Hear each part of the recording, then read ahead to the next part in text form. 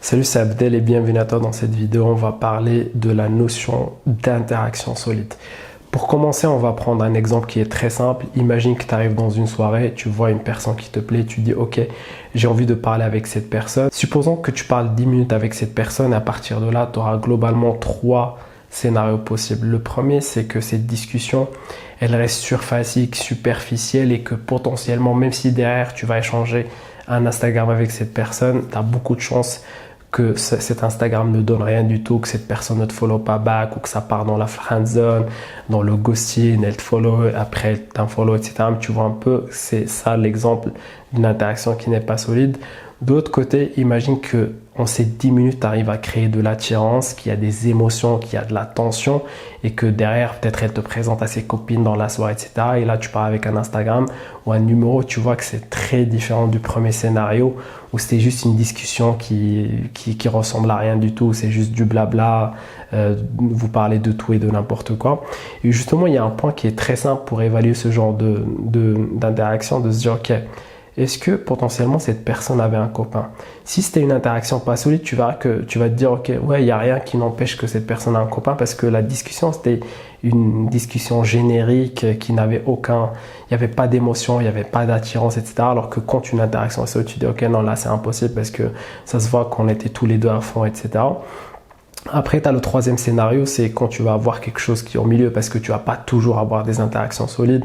Peut-être tu as parlé avec la personne 2-3 minutes, après il y a ses copines qui sont venues, etc. Tu as créé un peu d'attirance, mais ce n'était pas suffisant. C'est là où tu vas avoir l'impact aussi de d'autres parties qui sont par exemple le texting, ton Instagram, etc. Mais ton objectif, c'est de switcher ton focus vers les interactions solides, c'est ça ce que tu vas viser. Et entre-temps, tu sais gérer aussi les situations. C'est des interactions qui sont cool, mais pas solides. Mais il ne faut pas que tu perdes ton temps dans des interactions qui n'ont aucun sens, qui sont superficielles, qui sont surfaciques. Justement, pour comprendre ça davantage, il faut que tu vois un peu la structure de manière simple. Si on simplifie la structure d'une interaction, en gros, tu as quoi? Tu as l'open, c'est engager la discussion, de commencer la discussion. Après, tu vas potentiellement close cette discussion, échanger un numéro, etc. Et tu as ce qui est au milieu, ce qui est important, c'est le cœur de l'interaction. Tu as beaucoup de gars qui vont vraiment faire une fixette sur l'open et le close. C'est souvent ce qu'on voit, même sur YouTube, etc. Pourquoi? Parce que pour l'open, il y a beaucoup de... Des fois, il y a l'anxiété d'approche, il y a l'envie de faire une très belle première impression, etc. Et le close, parce que souvent, il y a certaines personnes qui vont se dire, ok, j'évalue cette discussion, si elle était cool ou pas, par le fait que j'ai un numéro ou pas. Donc, c'est comme ça qu'ils vont peut-être évaluer l'interaction. Mais ce qui va faire la différence, c'est le cœur de l'interaction. C'est ce qui se passe entre l'open et le close. En fait, l'open et le close, ils sont très importants, ils sont indispensables, ils sont nécessaires, mais ils ne sont pas suffisants. C'est des choses que tu dois maîtriser, mais sur quoi tu dois te pencher vraiment, c'est le cœur de l'interaction. Parce que si tu prends un exemple simple, tu arrives, tu dis ok, salut, par exemple, tu t'appelles Nicolas, tu dis salut, c'est Nico, c'est pas du tout le meilleur opener du monde, mais que derrière tu sais gérer l'interaction, c'est très différent du fait d'arriver avec le meilleur opener du monde, un opener sur mesure, etc.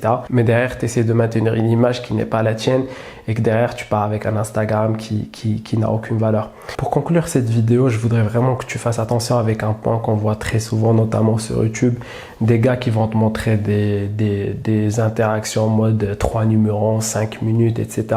C'est cool parce que ça te donne envie, ça te donne de la motivation, tu veux passer à l'action, mais tu dois vraiment te poser des questions et te dire ok, derrière les coulisses, c'est quoi la réalité de ces numéros?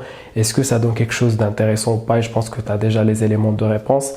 Et justement, le point de cette vidéo, l'objectif, c'est que si tu veux vraiment avoir des interactions qui sont solides, tu dois vraiment tout simplement switcher ton focus de l'open parce qu'il y a beaucoup de personnes qui vont rester dans cette vision open. Je vois des gars qui vont stagner pendant des mois et des mois, voire même des années parce qu'ils sont focus sur la quantité, mais ils oublient le côté qualité des interactions. Justement, tu dois vraiment commencer dès maintenant à shifter ton focus de la vision open vers la vision interaction.